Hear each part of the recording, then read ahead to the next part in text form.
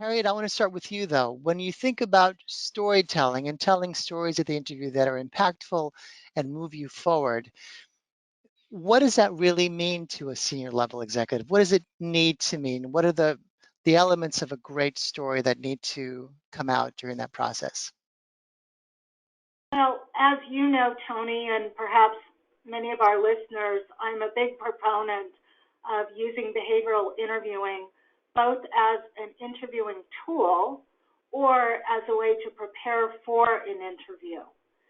Your resume has accomplishments on it. It has your career history.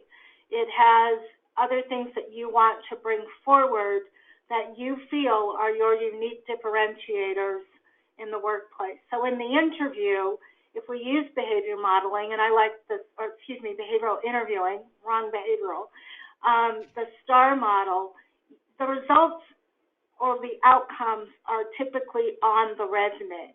What's missing is everything else about how you get there. And that's your opportunity to craft and tell your story.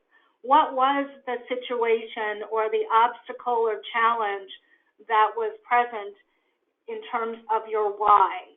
Or what was the task that you were asked to accomplish? And then fill in the gaps, the action component. What was the step-by-step process that you followed or led your team to follow in order to achieve that result? So tell that little mini story. I would say be careful of the we.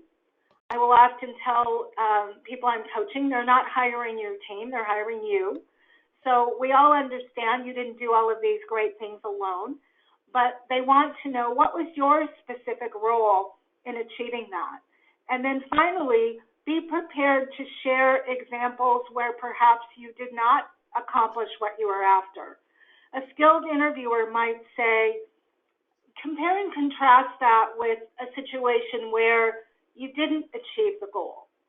And so using that same model to be prepared to tell that story, with the difference being, and here's what I learned from it, and here's what I did differently the next time, those are elements that can be added. So you can prepare at least the basics by looking at your resume, looking at the results, and thinking about the backstory examples that you would use to bring that alive.